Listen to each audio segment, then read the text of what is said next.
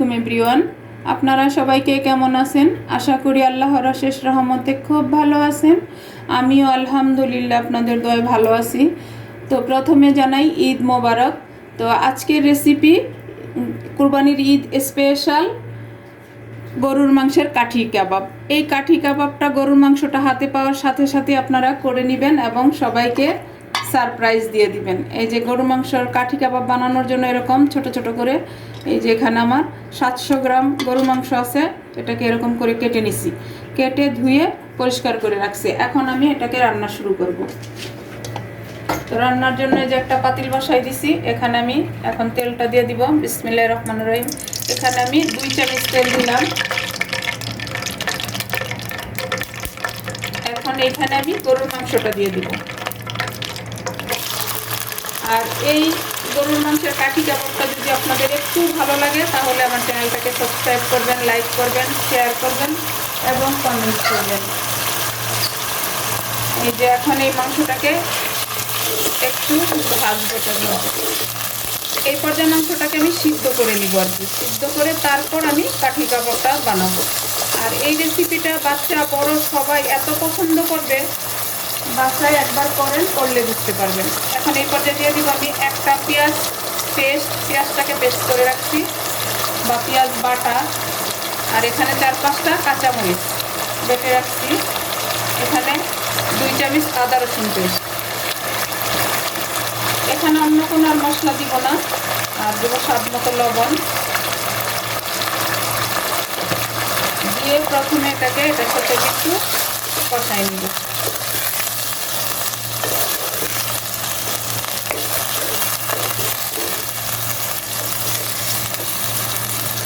এখন দিব 1 চামচ হলুদ গুঁড়া।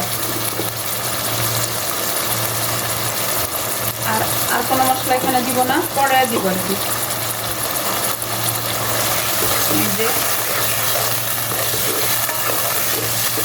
এই গরুর মাংসের পানিটা দিয়েই মাংসটা সিদ্ধ হয়ে যাবে। এখন চুলা রাসটা তো হাই ফ্লেম আছে। এখন আমি এটাকে ঢেকে মিডিয়াম ফ্লেম করে এটাকে 20 মিনিট রান্না করব। এর মধ্যে অফ ক্যামেরায় কিন্তু আমি একটু নেড়ে দিব। মাংসটা সিদ্ধ হওয়া পর্যন্ত আমি অপেক্ষা করব। এই যে আমি 20 মিনিট পরে আসলাম, আর এর মাঝখানে কিন্তু আমি মাংসটাকে নেড়ে দিচ্ছি। এই যে দেখেন, আর মাংসটা কিন্তু সিদ্ধ হয়ে গেছে আমার। এই যে দেখেন, এই যে একেবারে সিদ্ধ হয়ে গেছে মাংসটা। এখন এই পর্যায়ে আমি আরেকটু ঝোলটা শুকাই নিব। অল্প একটু রাখবো, আমি যখন মাখাবো এর মধ্যে যেন বাহিরের আর কোনো পানি দিতে না হয়। এই ঝোলটা দিয়ে আমি মাংসটাকে মাখাই নিব। তো আমার এই কাঠি কাবাবটা কিন্তু এত টেস্টি হয়, আমার প্রিয় ভাই বোনেরা একবার বানান। এই কুরবানির ঈদে কম বেশি গরুর মাংস কিন্তু আমাদের সবার কাছেই থাকে, তাই না? আর যারা নতুন আমার চ্যানেলে তাদেরকে স্বাগতম এবং তাদেরকে ঈদের উপলক্ষে অগ্রিম শুভেচ্ছা এবং ঈদ মোবারক। প্লিজ আমার ভাই বোনেরা আপনারা আমার সাথেই থাকেন। আমার ভিডিওগুলি প্রথম থেকে শেষ পর্যন্ত দেখার অনুরোধ রইল আপনাদের সবার কাছে। আর যারা ফেসবুক পেজ থেকে দেখতেছেন তারা পেজটাকে লাইক, শেয়ার, কমেন্টস করে দিবেন প্লিজ আমার ভাই বোনেরা। এই যে এখন আমি এটাকে নেড়ে নেড়ে আরেকটু এই ঝোলটা শুকাই নিব। এই কাঠি কাবাবটা দেখতেও কিন্তু মাশাআল্লাহ অনেক সুন্দর হয়। তো আমি তো আপনাদের সাথে শেয়ার করতেছি, দেখেন কেমন হয়। এই যে দেখেন মাংসটা আমি ঝোলটা কিন্তু শুকাই নিছি। এই যে সামান্য একটু আছে, এই এতটুকু আমার লাগবে। এখন এটাকে আমি চুলাটা অফ করে দিলাম আর এই যে নামাই নিলাম। এই যে এখানে আমি ঢেলে নিব, ঢেলে তারপর আমি বাকি কাজটা করব। দেখেন মাংসটা আমি আবার দেখাই দিই, একেবারে সিদ্ধ হয়ে গেছে। এই যে দেখেন, এখন আমি বাকি যে মশলাগুলি আছে সব দিব এখানে। প্রথমত দিব আমি 1 চামচ ধনে গুঁড়া, এরপর দিব 1 চামচ জিরা গুঁড়া, 1/2 চামচ দিব মরিচ গুঁড়া। আর ঝালটা যার যার টেস্ট অনুযায়ী দিয়ে নেবেন। আর এখন দিব আমি 1/2 চামচ গরম মশলা গুঁড়া, 1/2 চামচ গোলমরিচ গুঁড়া, আর 1.5 চামচ দিব চিলি ফ্লেক্স। আর এই চিলি ফ্লেক্সটা আমার ঝাল কম, যার কারণে আমি 1.5 চামচ দিলাম। আর 1/2 চামচ দিব বিট লবণ। বিট লবণটা দিতে চেষ্টা করবেন, তাহলে এটা টেস্টটা একদম চটপটা হবে। সবচেয়ে বড় কথা হলো এটা অনেক চটপটা হবে এটা টেস্ট।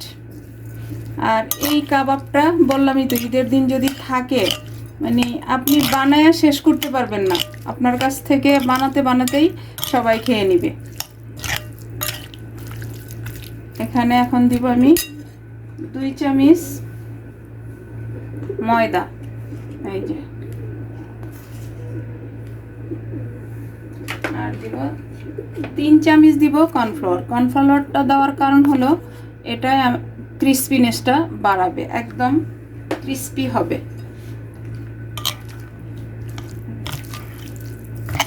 এখন আমি তো আমার মেজারমেন্ট হিসেবে দিয়ে নিলাম, যদি আপনারা বেশি বানান তাহলে বাড়াই দিবেন। আমার যতটুকু মাংস ছিল, আর মাংসের ঝোলটা তো দেখলেনি আমি কতটুকু রাখছি, যাতে এই ঝোলের মধ্যেই এটা মাখানো হয়ে যায়, আলাদা কোনো কিছু দিতে না হয়। এখন এখানে দিব আমি একটু ফুড কালার, কারণ যেহেতু ঈদে খাবো একটু সৌন্দর্য তো চাই, সামান্য একটু ফুড কালার দিয়ে দিলাম,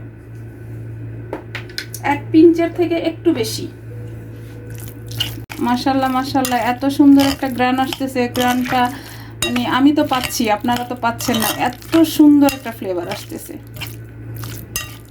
এই যে সব কিছু কিন্তু মাখানো হয়ে গেল। এখন আমি হাত দিয়ে একটু মাখবো বরফ, যাতে আর একটু মিশে যায় সুন্দরভাবে। এই যে দেখেন সব কিছুর সাথে আমি মাখাই নিলাম। এখন এটা আমি বানানো শুরু করব। এটা রেখে দিলাম, আর এই যে টুথপিক নিয়ে নিলাম আমি এখানে। এখন এটা আমি বানাবো। এই যে একটা করে টুথপিক নিব, আর এই যে একটা করে মাংস গেঁথে দিব। একটাতে 2টা বা 3টা দিতে পারেন,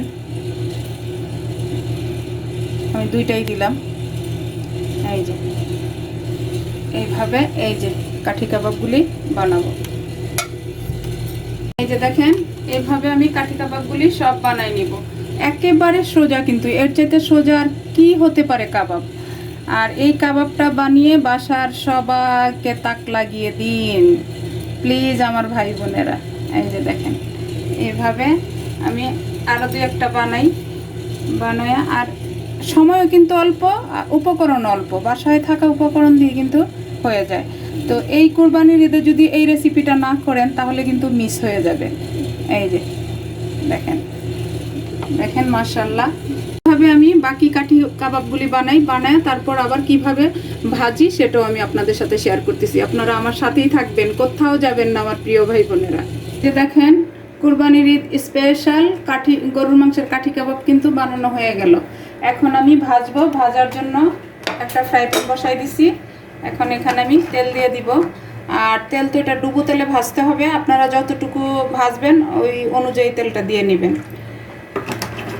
এই যে তেলটা এখন গরম হোক। এই যে তেলটা কিন্তু গরম হয়ে গেছে। এখন আমি এক এক করে দিয়ে দিব বিসমিল্লাহির রহমানির রহিম। এই যে, আর এটা ভাজতেও কিন্তু সময় বেশি লাগবে না, কারণ মাংসটা তো সিদ্ধ করাই আছে। এই যে দেখেন মাশাল্লাহ, দেখতে যেমন লোভনীয়, খেতেও কিন্তু তেমনি টেস্টি হয়। এটা তো বাচ্চারা পেলে মহা খুশি হয়ে যাবে। এই যে, আর বানাতেও কিন্তু একেবারে সোজা, কোনো ঝামেলা নাই। এই যে এখন এটাই আমি ভাজবো। প্রথমে হালকা হাতে একটু নেড়ে দিব। এখন আমি এটাকে নাড়বো। দেখেন মাশাল্লাহ মাশাল্লাহ, আমার কাঠি কাবাবগুলি দেখতে কত লোভনীয় লাগতেছে। এটা মানে নেড়ে চেড়ে শুধু ভাজবো, আর কিছুই না, কারণ এটা মাংসটা তো সিদ্ধ করাই আছে। আর ফুড কালারটা দেওয়াতে কালারটা কি আসছে দেখেন। তো ফুড কালার কেউ যদি না দিতে চান তাও চলবে, যেহেতু ঈদের এটা একটা রেসিপি, ঈদের স্পেশাল, তার জন্য আমি ফুড কালারটা দিলাম। ফুড কালারটা দিলে হয় কি কাবাবটা অনেক সুন্দর একটা কালার আসে। এই যে, আর একদম মুচমুচে হয় কর্নফ্লাওয়ারটা দেওয়ার কারণে। এই যে, আর ভাজতেও কিন্তু সময় বেশি একটা লাগে না। হয়ে গেছে আমার কুরবানির ঈদ স্পেশাল গরুর মাংসের কাঠি কাবাব। এই যে দেখেন, আর এটা সাজানোর জন্য কিচ্ছু লাগবে না, এটা একাই 100। দেখেন মাশাআল্লাহ মাশাআল্লাহ। আর আমার চুলার আঁচটা কিন্তু মিডিয়ামে আছে। দেখেন দেখেন গরুর মাংস দিয়ে যে এত সুন্দর একটা রেসিপি করা যায়, বাসায় না বানালে বুঝতে পারবেন না। তো এইভাবে আমি বাকি গরুর মাংসের কাঠি কাবাবগুলি ভাজার পরে আবার আমি আপনাদের সাথে শেয়ার করতেছি যে আমার কাঠি কাবাবগুলি কেমন হলো। এই যে দেখেন আমার প্রিয় ভাই বোনেরা, একদম অল্প সময় অল্প উপকরণে ঈদ স্পেশাল গরুর মাংসের কাঠি কাবাব বানানো হয়ে গেল। আর এই কাঠি কাবাবের সাথে যদি এরকম একটু সস দেওয়া যায়, আমি এখানে মজারেলা সসটা দিছি, আপনারা চাইলে টমেটো সস দিতে পারেন, যার যেটা পছন্দ সেটা দিয়ে নিতে পারেন। বাস দিয়ে এভাবে উঠায়া বাস এইভাবে করেই খেয়ে নেওয়া যায়। আমি একটু ট্রাই করি। বিসমিল্লাহির রহমানির রহিম।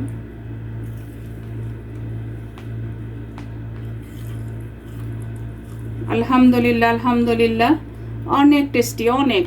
আর একেবারে সফট, উপরটা হলো এই যে ক্রিস্পি, ভিতরটা একেবারে সফট। দেখেন, যাই হোক আজকে আমার কুরবানির ঈদ স্পেশাল গরুর মাংসের কাঠি কাবাবটা বানানো শেষ হয়ে গেল। আমি আপনাদের কাছ থেকে বিদায় নিব, আবার নতুন কোনো রেসিপি নিয়ে আসব। আল্লাহ হাফিজ।